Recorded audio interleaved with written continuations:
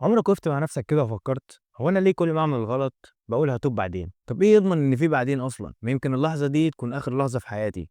كلمه لسه بدري مش هتنفعني. بص كده حواليك هتلاقي اغلبنا لما يغلط بيقول عادي انا لسه صغير هتوب بعدين، كأن التوبة دي ليها سن معين أو وقت محدد. اللي بيحصل إن إحنا بنقنع نفسنا إن الغلط مش مشكلة دلوقتي وإن إحنا عندنا فرصة نصححه بعدين، بس الحقيقة إن دي خدعة. الشيطان بيزوقنا بالكلام علشان نخلي التوبة هي آخر قايمة في حياتنا، زي بالظبط لما تيجي تذاكر وتقول لسه بدري وتفضل تأجل تأجل وتلقى نفسك فجأة في لجنة الامتحان وانت مش فاهم حاجه. والتوبه كده بالظبط، لو فضلت تاجل ممكن يجي وقت ما تلاقيش فرصه اصلا. واخطر حاجه هي فكره لسه بدري، انك تعيش مطمن على حاجه وهميه، تحس ان انت عندك رصيد لوقت كبير وتفضل تسحب منه زي ما انت عايز. بس الحقيقه محدش فينا ضامن نفسه يعيش دقيقه واحده. النهارده بتقول هبدا بكره، وبكره بتقول لما اكبر شويه، ولما تكبر شويه تقول لما اخلص مشاكلي، وتلاقي عمرك بيجري والتوبه اللي كنت شايفها سهله بقت تقيله وصعبه. واللي يوجع بجد ان ممكن لحظه ان هي تيجي وانت لسه بتقول الكلمه اللي ضيعت ملايين قبلنا، لسه بدري. مشكلة ناس كتير إنها فاكرة إن التوبة يعني لازم تبقى ملاك، لا ذنب ولا خطأ ولا غلطة بعد كده، وده أكبر سبب بيخلينا نأجل ونقول أنا مش جاهز ولسه بعمل ذنوب. لكن الحقيقة إن التوبة مش محتاجة إنك تكون كامل أو مثالي. التوبة هي إنك تبدأ بخطوة صغيرة أو توقف الغلط اللي أنت بتعمله دلوقتي، وكمان تطلب من ربنا يسامحك ويقويك على الباقي. ربنا ما طلبش مننا إننا نكون مثاليين، بس طلب مننا إن إحنا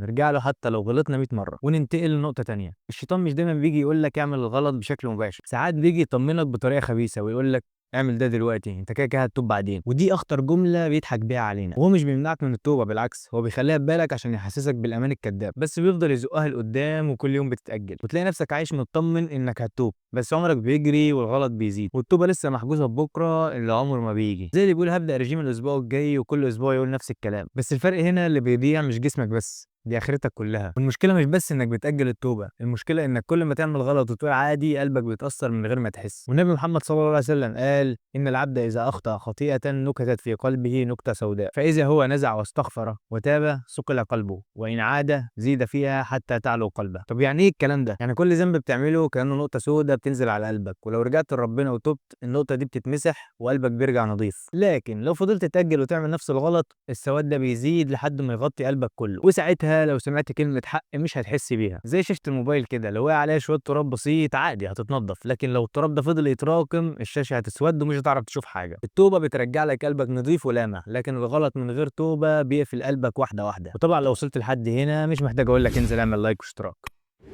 لا انا مستنيك انزل اعمل لايك واشتراك الاول.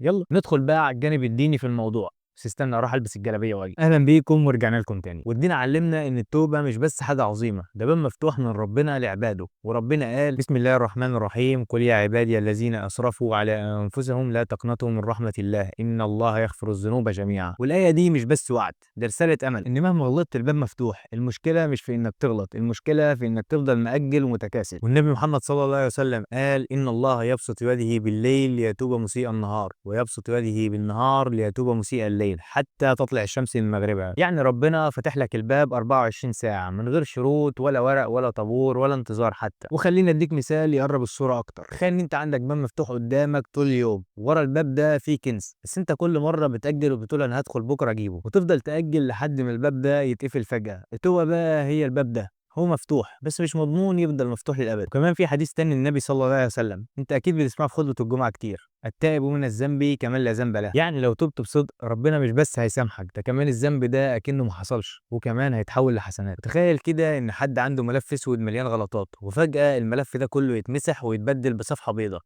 هو ده فضل التوبة. ناس كتير فاكرة إن التوبة معناها إنك تكون إنسان كامل فجأة، ولازم من أول يوم توقف كل حاجة غلط فجأة وتبقى ملاك، وده أكبر غلط. خليك عارف إن التوبة مش خط نهاية، التوبة خط بداية، بداية جديدة مع ربنا. حتى لو الطريق ده مليان مطبات المهم إنك بدأت تتحرك. تخيل كده معايا واحد قرر إنه يدخل الجيم، وأول ما دخل شال وزن خفيف وفجأة تعب بسرعة، هل هو كده فشل؟ أكيد لأ، ده معناه إنه بدأ ومع كل يوم بيتمرن فيه بيبقى أقوى أكتر لحد ما يوصل للنص فيه. والتوبة كده بالظبط، أول خطوة ممكن تبان ضعيفة لكن بعد كده هي اللي تفتح لك باب رحلة كبيرة عشان تغير حياتك. وربنا مش طالب منك إنك تكون مثالي من أول لحظة، بس ربنا طلب منك إنك تاخد الخطوة وتبدأ بجد. مع كل خطوة هترجع له هتلاقي قلبك أنضف ونفسك بقى أهدى وحياتك فيها بركة أكتر. بص يا صديقي، محدش فينا كامل ومحدش معصوم من الغلط، بس الفرق الحقيقي بين اللي بيضيع عمره واللي بينجو دلوقتي هو قرار بسيط، انك تبدأ دلوقتي. التوبة مش محتاجة استعداد ولا محتاجة انك تبقى انضج واهدى، بس التوبة محتاجة قلب صادق يقول يا رب سامحني وقربني منك. كل خطوة صغيرة هتاخدها ناحية ربنا هتفتح لك ابواب كبيرة ما كنتش متخيلها، زي مثلا راحة بال وبركة في الوقت ونور في حياتك واحساس بالامان حتى في اصعب الظروف. فما تستناش بكرة، لان بكرة مش مضمون. المضمون ان باب ربنا مفتوح دلوقتي ومستنيك تاخد اول خطوة. وكان معكم مصطفى محمود من مصطفوبيا.